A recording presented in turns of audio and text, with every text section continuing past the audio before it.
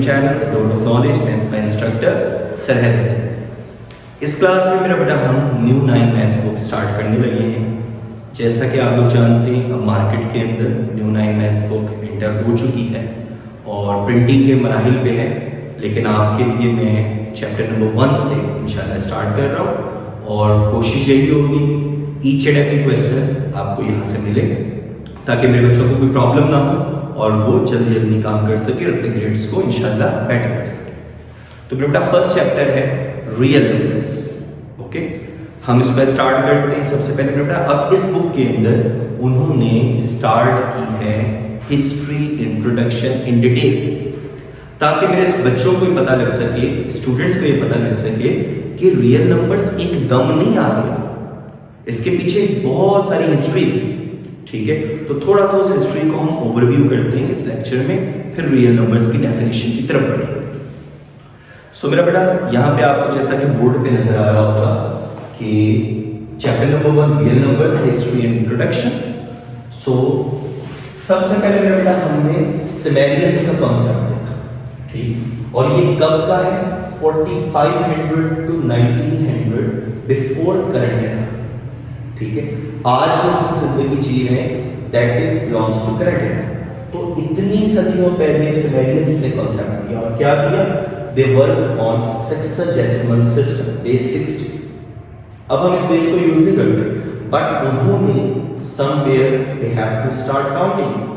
सो उन्होंने sexadecimal system base 60 से and they were used cones, beads, small cones, large cones, spheres to represent countings 1, 10, 600. After that, there is a tenure of Egyptians. Egyptians, their period is 3000 to 2000 before current era. They firstly introduced decimal system, but it was not that which is we are using right now. Writing pattern, left to right, ये जो maths के अंदर हमने लिखने का तरीका देखा, ये इन्होंने इंट्रोड्यूस करवाया। दे वर यूज्ड सम सिंबल्स, आपको आपकी बुक के फर्स्ट पेज पे लास्ट 2 सिंबल्स नजर आ जाएंगे, यहाँ पे मैंने थोड़े से शो किए 1, 10, 100। After that there was a period of Romans, it was an important period because उसकी वर्किंग को, उस राइटिंग को हम आज भी यूज करते हैं। ठीक है, आपके पेपर्स में आप मुख्तलिफ जगहों के ऊपर रोमन राइटिंग्स यूज करते हैं। सो they used numeral number system, इन्होंने सबसे पहले न्यूमरल नंबर सिस्टम की बुनियाद रखी एंड इन्होंने कहा जो 2 डिजिट नंबर है, मतलब 1 के आगे 0, 2 डिजिट नंबर जो है इसको समझना, पढ़ना और एक्सप्लेन करना मुश्किल है। प्रॉपर सिस्टम उन्होंने इंट्रोड्यूस करवाया ताकि हम ट्रेडिंग कर सके, कम्युनिकेशन में मैथ्स की स्किल्स को यूज कर सके। And they were used these symbols 1, 5, 10, 50 represented by L, 100 and 1000 by M. After that there is an important period in the history of maths, that is Indian tenure, where आपके Indian के mathematicians ने एक बहुत ही important invention की, that is the invention of digit 0 by Aryabhatta and Brahmagupta. They complete the base number system 10, which is we are now using the decimal number system. And you know, अगर 0 ना होता तो हम 9 के बाद से counting आगे एक्सटेंड ही नहीं कर सकते थे। सो इस तरीके से उन्होंने आपकी काउंटिंग को भी इंक्रीज किया, अप्लाई किया। हम आज भी जो नंबर यूज कर रहे हैं, डेसिमल नंबर सिस्टम यूज कर रहे हैं, बेस 10 यूज कर रहे हैं, and which is not possible without the invention of C. No advancement possible. उसके बाद मेरा बेटा ये इन्होंने इंडो अरब, अब अरब के साथ कनेक्शन कैसे क्रिएट हुआ, हमने एक जर्नल मैथ्स देख लिया, हमें पता लग गया कि भाई हम नंबर सिस्टम्स को, नंबर्स को कैसे एक्सप्रेस कर सकते हैं, कोई नंबर्स कैसे 2 डिजिट, 3 डिजिट, 4 डिजिट नंबर्स हम कैसे बना सकते हैं, मतलब हमारे पास एक तरीके का काउंटिंग का सेट है। But we don't know about practical maths problems which we started from let x. So what is x? That is a part of algebra, and algebra introduced by Muslim mathematicians Muhammad bin Musa al-Khwarizmi, जिनको हम maths के father भी बोलते हैं, उनकी maths की different branches के अंदर लगाया हम एवरीवेयर ऑल इम्पोर्टेंट ब्रांचेस के अंदर बेटा उनकी कंट्रीब्यूशन मौजूद है। ठीक है, तो मैथ्स को एक डोमेन दी, मुख्तलिफ पार्ट्स दिए जिसके अंदर हम मैथ्स से लिंक करके स्टडी कर सकते हैं। And the most important working is algebra and their manipulation. After that मेरा जो हम मॉडर्न एरा यूज कर रहे हैं 17th सेंचुरी टिल नाउ। ठीक है, हम मुख्तलिफ किस्म का बेस 10 भी यूज़ कर रहे हैं, बेस 16 भी यूज़ कर रहे हैं, बाइनरी नंबर सिस्टम भी यूज़ कर रहे हैं।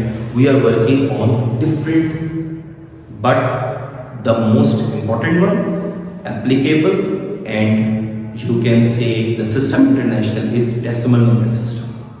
ठीक है, और उसके बाद से मेरा बेटा यहाँ से आपके पास एक रियल नंबर्स का बैकग्राउंड क्रिएट हुआ।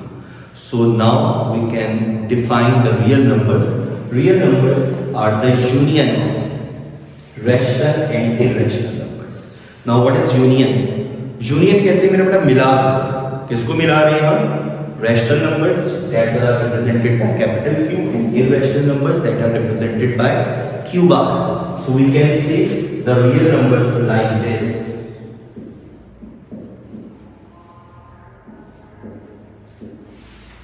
Union of rational and irrational numbers. अब आपके दिमाग में बेटा कॉन्सेप्ट ये आना चाहिए कि भाई रैशनल नंबर्स क्या है, हम कौन से दो सिस्टम्स को मिला रहे हैं, ये रैशनल नंबर क्या है और इरैशनल नंबर क्या है। तो मेरा बेटा रैशनल नंबर वो होते हैं, अगर हम डेफिनेशन देखें तो रैशनल नंबर्स हैं which can be represent in the form of P over Q, fraction की फॉर्म में आ सकते हैं, क्वोशिएंट की फॉर्म में आ सकते हैं। लेकिन अगर हम डेसिमल्स में उसको देखें तो हम ज़्यादा अच्छे तरीके से समझ पाएंगे।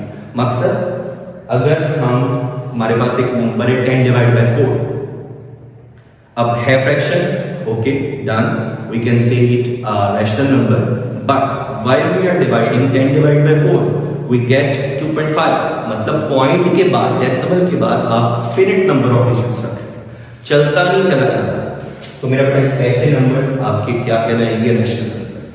लेकिन सारे नंबर्स टर्मिनेट नहीं होते, खत्म नहीं होते, कुछ ऐसे भी होते हैं जो चलते चले जा रहे हैं, लेकिन अगर डेसिमल पार्ट में they are repeating their values, so that is the another part non terminating but recurring। तो मेरा बेटा वो भी आपके पास रैशनल नंबर्स होंगे, just like 10 divide bye 3 3.333 so on.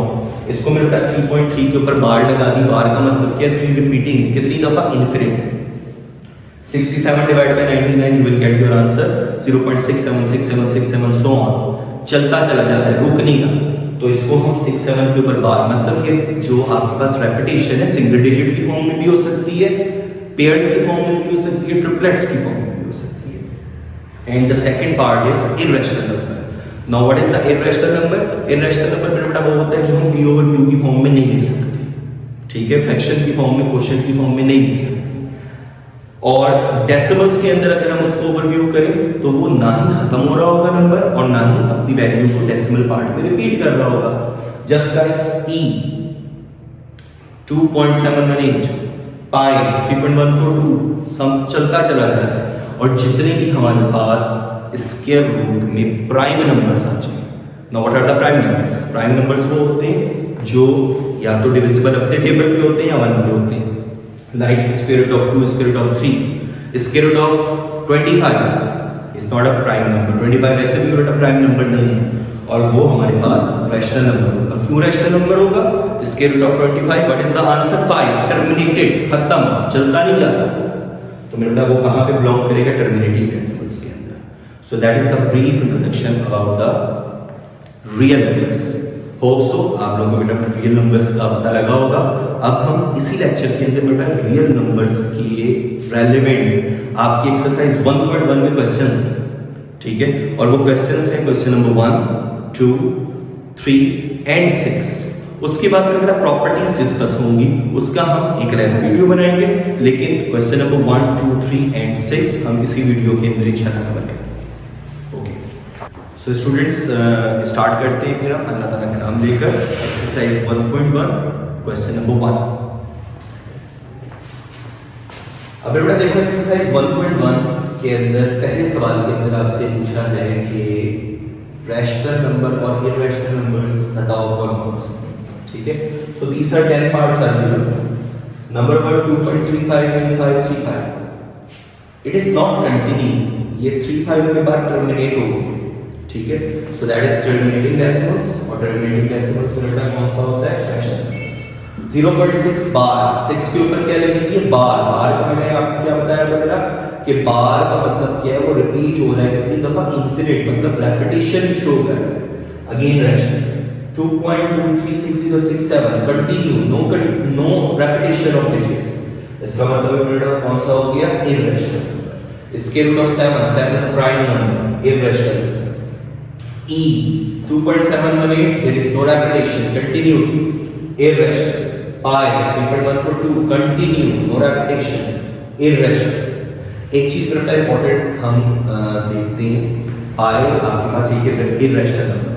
अब स्टूडेंट्स के दिमाग में ना छोटा सा सवाल होता है कि सर 22/7 जिसको हम पाई की वैल्यू लेते हैं तो वो तो p/q की फॉर्म में, और हम आपने तो कहा था कि सर p/q की फॉर्म में रैशनल नंबर होता नहीं, तो बेटा वो रैशनल नंबर है, क्योंकि जब आप 22/7 को सॉल्व करेंगे आप देखिएगा वहां पे 3.455 डिजिट्स, 6 डिजिट्स के बाद अगेन आपके पास पहला वाला डिजिट आ रहा है, तो इसका मतलब है वहां पे 6 डिजिट्स की फॉर्म में रेपिटेशन हो गई है, तो मेरा बेटा वो रैशनल नंबर है।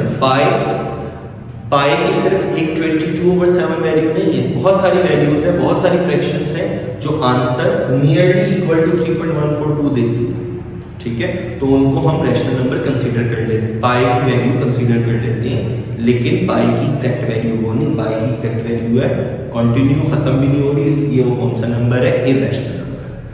After that 5 plus square root of 11, बड़ा इंपॉर्टेंट चीज, 5 rational number, square root of 11 एक इररेशनल नंबर, तो मेरे बेटा जब भी हम रैशनल नंबर के साथ इररेशनल नंबर को मिला देंगे, ठीक है, इसकी एग्जांपल बेटा ऐसे दिया करता हूं कि आपके पास एक ग्लास है वाटर का, आपने उसके अंदर एक बूंद अल्कोहल की मिक्स कर दी, अब पानी का हलाल आप पी सकते थे, अल्कोहल है हराम, आप नहीं पी सकते बीइंग मुस्लिम्स, तो मेरा बेटा इसके अंदर आपको इसके, लेकिन जब आपने एक बूंद भी डाल दी अब आप उस पानी को भी नहीं पी सकते, ठीक है, तो वो ओवरऑल आपकी कहां पे चला गया, इररेशनल की तरफ, ठीक है, मतलब पानी हराम की तरफ चला गया और ये नंबर इररेशनल की तरफ चला गया।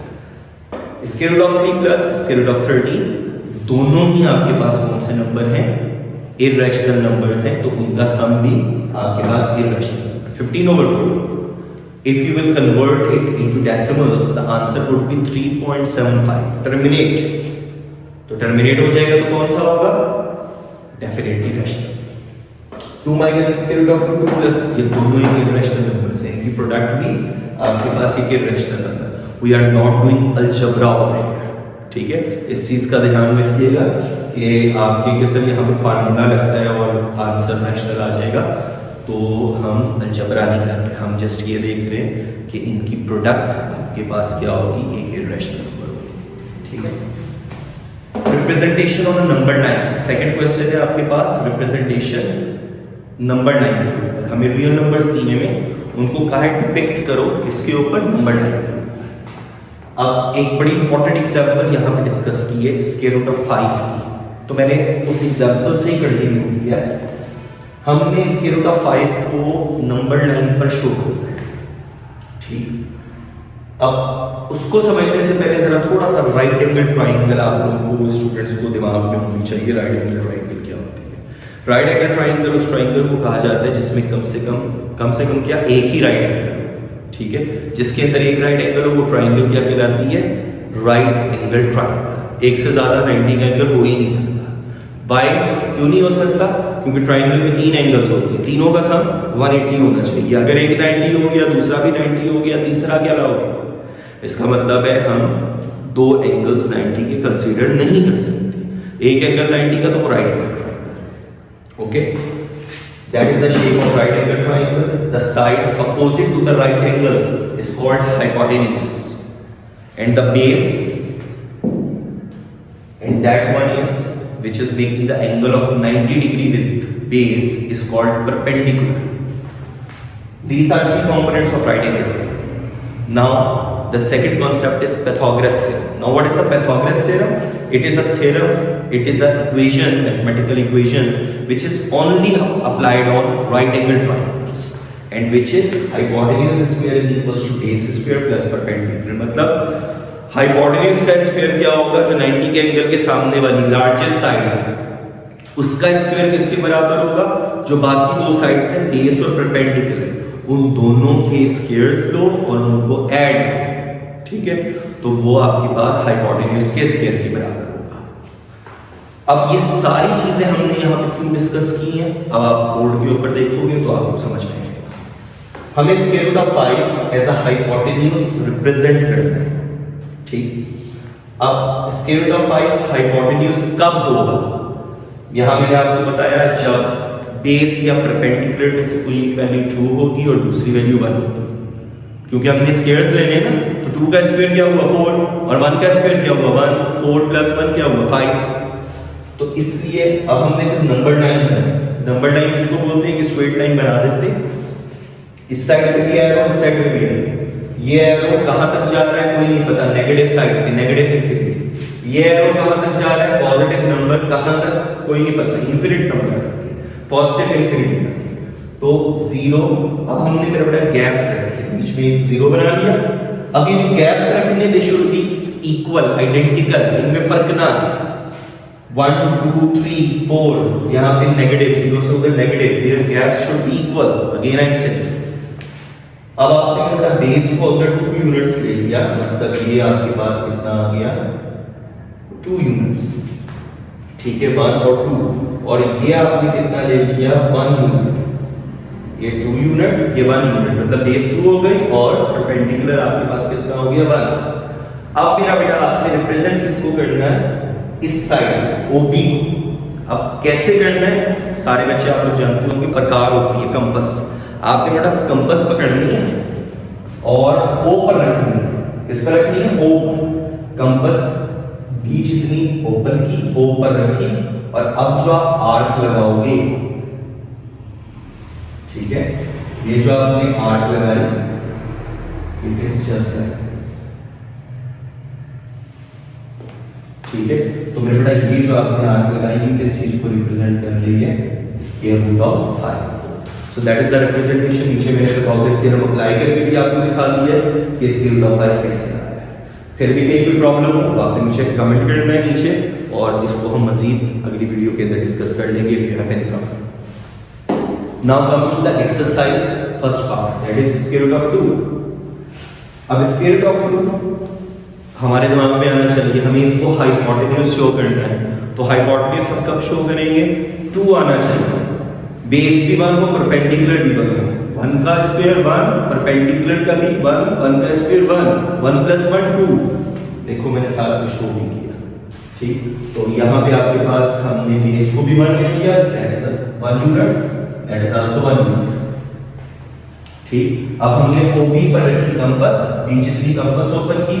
अब जो मेरा बेटा हम आर्क लगाएंगे,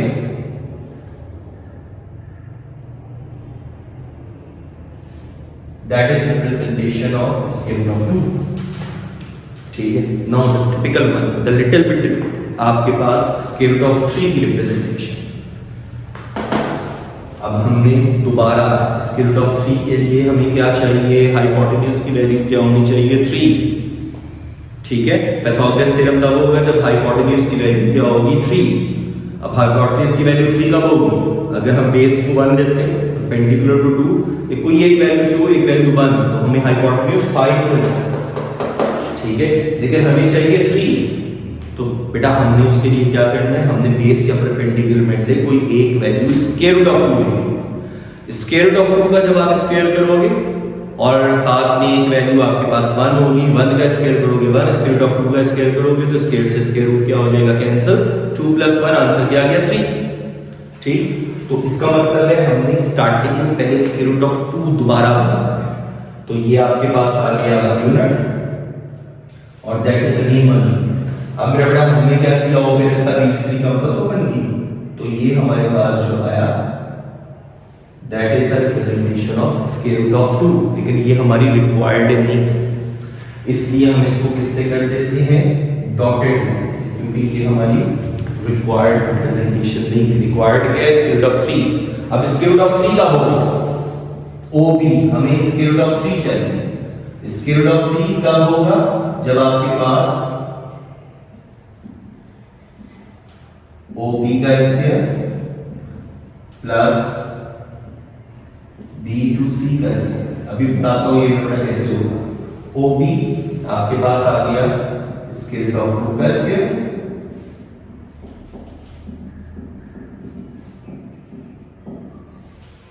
ठीक है, तो आपके पास OB की वैल्यू कितनी आ गई, square root of 3 square root लेने के बाद कब, जब ये हमारे पास स्क्वायर रूट ऑफ 2 है और परपेंडिकुलर हमारे पास कितना होना चाहिए 1, तो इसका मतलब है ये 1 यूनिट, ये 1 की मेजरमेंट हमने इतनी मेजरमेंट जितनी ये थी यहां पे दोबारा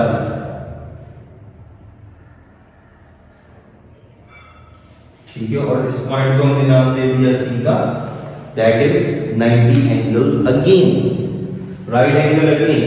अब हमने बेटा इसको मिला दिया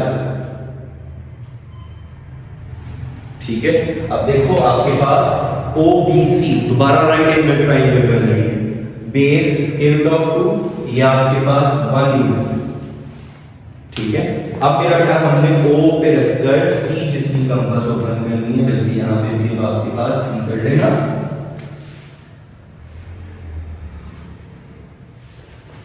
अब हमने O पर रख के कितनी कंपास ओपन करनी है, C जितनी, और यहां पे जब आप आर्क लगाओगे ठीक है, so that is the representation of square root of 3। The remaining one आपके पास 4/3, ये इसी थर्ड पार्ट है 4/3। अब 4 साइड में क्या लिखा है मेरा बेटा 4 ठीक, दो तरीकों से आप काम कर सकते हो। 3 मल्टीप्लाई बाय 4 क्या हुआ 12, 12 प्लस 1 13, 13 डिवाइड बाय 3 डेसिमल में आपके पास आंसर आ जाएगा ठीक। आप ऐसे भी काम कर सकते हो, जो मतलब 13 डिवाइड बाय 3 आपके पास 4 पॉइंट समथिंग आंसर आएगा, 4.333 चलता जाएगा। तो आप 4 के आगे स्केल से आपने बनाना है, अगर आप इसको गैप्स को 1 सेंटीमीटर का रख लियो, 4.3 के आगे आप उसको रिप्रेजेंट कर दें, या फिर आप ऐसे कर सकते हो, ये होल नंबर 4 है तो हमने 4 to 5 का गैप दिया, अगर होल नंबर 3 होता तो हमने 3 to 4 का गैप दिया, अगर यहां होल नंबर 2 लिखा होगा तो हमने 2 से 3 के गैप पे गलती कर दी ठीक। तो मैंने बेटा यहां पे क्या लिखा है 4 और 5 के गैप। अब ये आपके पास डिनोमिनेटर क्या नजर आया 3, इसका मतलब है जो 4 to 5 का गैप है ना उसको हमने 3 इक्वल पार्ट्स में डिवाइड कर दिया ओके। तो देखो 3 इक्वल पार्ट्स में डिवाइड कर दिया। 3 इक्वल पार्ट्स कब होंगे, जब हम दो स्मॉल लाइंस लगाएंगे ठीक है, एक स्मॉल लाइन दूसरी स्मॉल लाइन। कितनी स्मॉल लाइंस हो गई, दो स्मॉल लाइन से कितने हिस्से बन रहे हैं 3, तो हमने कितने पार्ट्स में डिवाइड करना था, डिनोमिनेटर में क्या था 3 पार्ट्स में डिवाइडेड, न्यूमरेटर क्या कह रहा है 1, इसका मतलब है हमने एक हिस्सा ले लिया ठीक है। तो मैंने ये देखो ये जो हमने लाइन लगाई that is representation of 4/3 done. Next आपके पास बेटा है -2/7। अब साइड में क्या लिखा है होल नंबर -2, इसका मतलब है we have to use the gap -2 to -3, -2 से -3, नीचे क्या है 7, इसका मतलब है -2 से -3 को हमने लमसम 7 इक्वल पार्ट्स में डिवाइड कर दिया। कितनी स्मॉल लाइंस लगाओगे 6, देखो 6 लाइंस हमने लगाई, न्यूमरेटर क्या लिखा था 1, सो -2 के बाद एक लाइन के बाद हमने इसको रिप्रेजेंट कर दिया, that is the representation of -2/7। Now 5/8, अब ना 1 है ना 2 है ना कोई और नंबर भी नहीं, ना नेगेटिव नंबर है, तो मेरे बेटा अगर कोई होल नंबर ना लिखा हो इसका मतलब है we have to work on 0 to 1। लेकिन अगर यहाँ पे माइनस होता तो हमने किस गैप के ऊपर काम करना था, 0 से -1 के गैप के ऊपर ठीक है।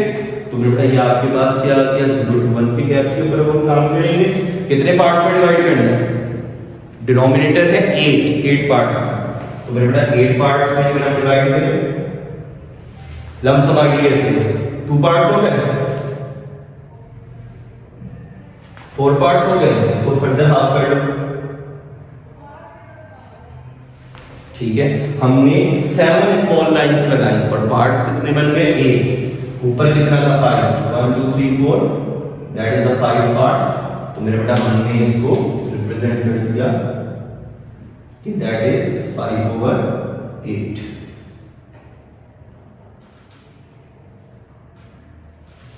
Okay, and the last one 2 3/4। तो मेरे बेटा इसको हमने कैसे गिना है, 2 से 3 के क्या कितने पार्ट्स में डिवाइड किया 4, और डिनोमिनेटर में क्या लिखा था बेटा 3, सो दैट इज 2 3/4। सो बेटा इसके साथ ही हमारा नंबर 9 का क्वेश्चन भी कंप्लीट हुआ। There were 6 parts, all parts are done over here. In case of any problem आप लोगों ने मेरे बेटा साथ साथ मुझसे डिस्कस करते रहना कमेंट सेक्शन के अंदर। ओके, अब हम अपने सवाल नंबर 3 की तरफ बढ़ते हैं। सेकंड पार्ट आपके सामने मेरे बेटा मैं पहले कर रहा हूँ 0.3737 के ऊपर बार लिखिए। बार का मतलब क्या है, ये नंबर रिपीट हो रहा है बार बार बार बार बार। ठीक है मेरे बेटा, इसको स्टार्ट करते हैं। टारगेट क्या है, ये एक रिपीटिंग डेसिमल है। ठीक है, हमने इसको फ्रैक्शन की फॉर्म में कन्वर्ट करना है, p/q की फॉर्म। सारे क्वेश्चंस में हमारा टारगेट ये है। सेकंड पार्ट लेट कर लेते हैं हम 0.37x को, ठीक है, x के बराबर। अब ये देखो मेरे बेटा हमने बताया था, ये इंट्रोडक्शन हमने किया था, तो उसके अंदर आपके अलजेब्रिक टूल, तो देखो x का इस्तेमाल, अब हमारे पास एक वैल्यू है 0.37 बार, हमें उसकी फ्रैक्शन फॉर्म बनानी है, तो हमने स्टार्ट कहां से किया, लेट्स से x से। ठीक है, so that is the arithmetization of algebraic tools. Okay, let किया हमने x के बराबर। अब मेरे बेटा मुझे बताओ कितने डिजिट्स हैं जो अपने आप को फ्रीक्वेंटली रिपीट कर रहे हैं infinite times. There are 2 digits 0.37, 3 और 7 कितनी दफा जा रहा है, कोई नहीं। हम इसको ऐसे लिख सकते हैं 0.37 37 37 सो इसको इक्वेशन 1 का नाम दीजिए। अच्छा, बड़ी इंपॉर्टेंट बात ये कि अगर आप यहाँ डॉट्स नहीं लगाओगे तो इसका मतलब है आपने फिनिट कर दिया, जबकि ये क्या है इनफिनिट, तो डॉट्स लगाना इंतहाई से। How many digits are repeating, there are 2 digits are repeating, since 2 digits are repeating,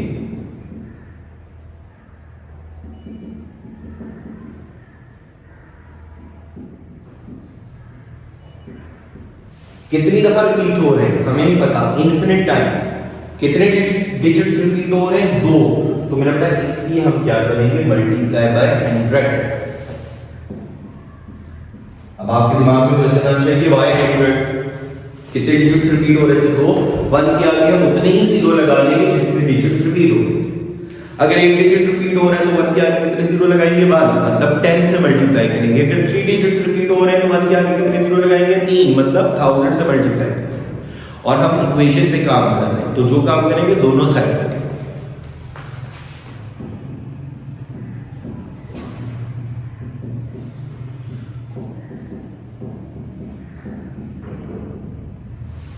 ठीक है, दोनों साइड पे टोटल हमने मल्टीप्लाई, यहाँ पे ऐसे कर लीजिए, अगले स्टेप में कर लीजिएगा 100 multiply on both sides, 100 into x 100x, and that is 37.373737 so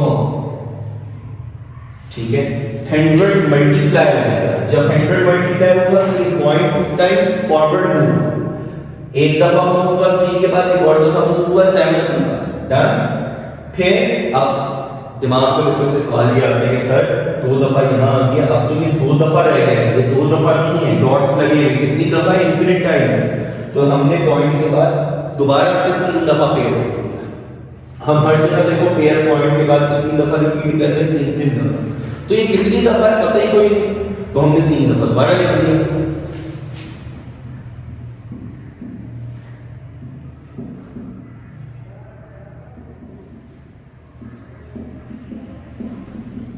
Now what we had done in in this step हमने होल पार्ट को अलग कर दिया, डेसिमल पार्ट को अलग कर दिया, ठीक है। जब हम इन दोनों को ऐड करेंगे दोबारा 37.373737 बच जाएगा, तो होल पार्ट अलग।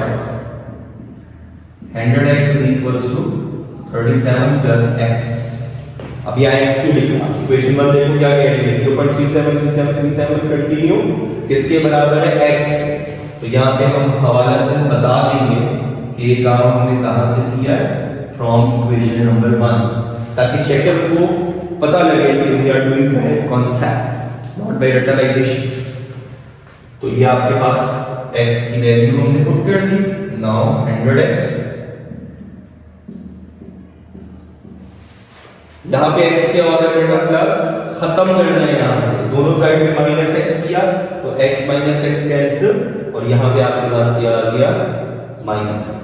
हम बेसिकली वैसे ऐसे बोलते हैं यहाँ प्लस हो रहा है दूसरी साइड पे जाके माइनस, हकीकतन ये नहीं होता, हकीकतन हमने यहाँ से x को खत्म करना होता है। तो मैथ्स पीछे प्रॉपर्टीज पे काम कर रहा होता है। प्रॉपर्टी क्या है, we don't require x over here, हमें x लेफ्ट हैंड साइड पे लाना है, ठीक है। मतलब वेरिएबल लेफ्ट हैंड साइड पे होना चाहिए, हमें x यहाँ से खत्म करना है, तो इसके एडिटिव इनवर्स के साथ मतलब माइनस x करेंगे।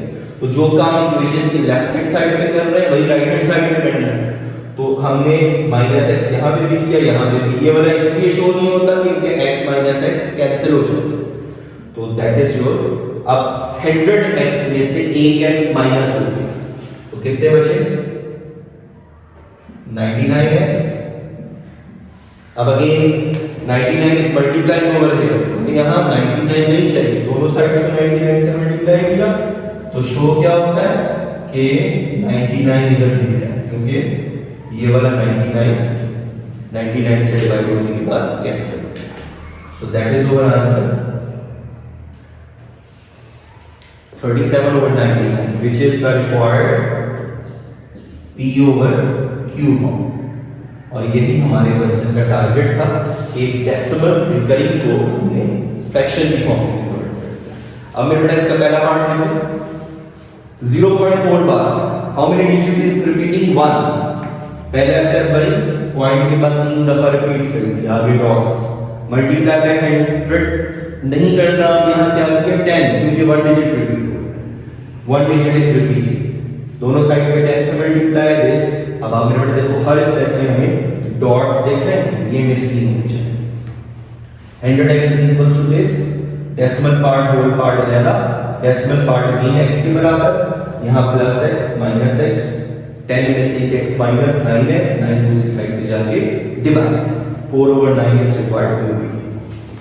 The third one is 0.1, it is just like second part, 2 digit is repeating, तो multiply by 100, 100x is equals to 21.212121 so on।